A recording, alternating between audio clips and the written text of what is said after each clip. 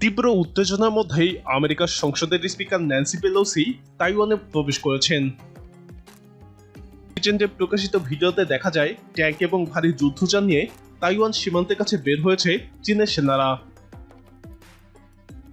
ইয়ান সুরা নামে একটি অ্যাকাউন্ট থেকে টুইটারে ভিডিও প্রকাশ করা হয়েছে। সেই ভিডিওতে দেখা যাচ্ছে ট্যাঙ্কের বিশাল একটি বহর রাস্তা দিয়ে এগিয়ে যাচ্ছে। ওই অ্যাকাউন্টে প্রকাশিত আরেকটি ভিডিওতে দেখা যায় সারি সারি ট্যাঙ্ক তাইওয়ানের সমুদ্র সীমার দিকে যাচ্ছে। তাছাড়া ট্রাকে করেও ট্যাঙ্ক নিয়ে যাওয়া হচ্ছে। চীনের সরকার সমর্থিত গ্লোবাল টাইমস তাদের টুইটার অ্যাকাউন্টে চীনের নৌবাহিনীর একটি যুদ্ধজাহাজের ভিডিও প্রকাশ করেছে। সেই ভিডিওর শিরোনামে গ্লোবাল টাইমস লিখেছে, যুদ্ধের জন্য প্রস্তুত। চীনের যুদ্ধজাহাজ হাইনানের প্রশিক্ষণ দেখুন। পেলোসির তাইওয়ান সফরের ব্যাপারে চীনের পক্ষ থেকে কড়া বার্তা দেওয়া হয়েছিল। তা সত্ত্বেও তিনি তাইওয়ানে গেলেন। চীনের হুমকি উপেক্ষা করে তাইওয়ানের তাইপে বিমানবন্দরে অবতরণ করেন তিনি। সিএনএনকে একজন কর্মকর্তা জানিয়েছেন, ন্যান্সি পেলোসি তাইওয়ানে রাতে থাকবেন। পরদিন তিনি প্রেসিডেন্টের সঙ্গে দেখা করবেন।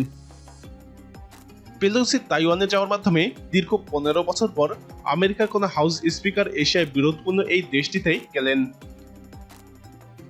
আমেরিকার এক কর্মকর্তা জানিয়েছে, 1997 সালের পর পেলোসি হচ্ছেন আমেরিকার শীর্ষ কর্মকর্তা যিনি তাইওয়ান সফর করছেন। চীনের সামরিক বাহিনীর আগের দিন থেকেই উত্তর ইয়েলো সাগরে মহড়া শুরু করেছে। সামরিক বিশেষজ্ঞরা মনে করছেন, মার্কিন house speaker Nancy Pelosi Indo Pacific সফরের সময় মহড়াটির আয়োজনের অর্থ সামরিক শক্তির প্রদর্শন। মেরিটাইম সেফটি অ্যাডমিনিস্ট্রেশনের বরাদ্দে চায়না টেলি পত্রিকা মহড়ার তথ্যটি দিয়েছে। মহড়াটি 14 দিন স্থায়ী হবে। মহড়ার সাথে সংশ্লিষ্ট নয় এমন জাহাজকে সামুদ্রিক এলাকায় প্রবেশে নিষেধাজ্ঞা দেওয়া হয়েছে। চীনের পিপলস লিবারেশন আর্মি গত কয়েকদিন ধরে বেশ কিছু লাইভ ফায়ারের মহড়া দিয়েছে।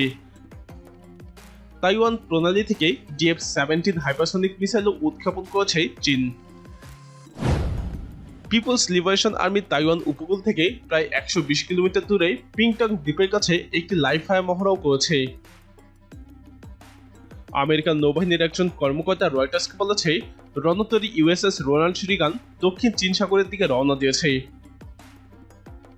বর্তমানে এটি তাইওয়ান এবং ফিলিপাইনের পূর্বে এবং জাপানের দক্ষিণে ফিলিপাইন সাগরে অবস্থান করছে। রণতরীতে গাইডেড ক্রুজ মিসাইল রয়েছে। এর সঙ্গে রয়েছে যুদ্ধজাহাজ USS অ্যান্টিটাম এবং ডেস্ট্রয়ার USS হিগিন্স। নাম প্রকাশ না করার সাথে ওই কর্মকর্তা বলেন, যদিও জাহাজগুলো যে কোনো পরিস্থিতিতেই সাড়া দিতে সক্ষম, তারপরে এটি স্বাভাবিক এবং নিয়মিত যাত্রা। 1 আগস্ট চীনা সেনাবাহিনী 95তম প্রতিষ্ঠা বার্ষিকী। এই উপলক্ষে মহড়ায় ভূমিতে স্থাপিত প্ল্যাটফর্ম থেকে DF-17 হাইপারসনিক মিসাইল উৎক্ষেপণের প্রশিক্ষণ অন্তর্ভুক্ত রয়েছে। আমেরিকার হাউস স্পিকার ন্যান্সি পেলোসির ইন্দো প্যাসিফিক সফর নিয়েও মহড়ায় থাকছে বিশেষ উত্তেজনা।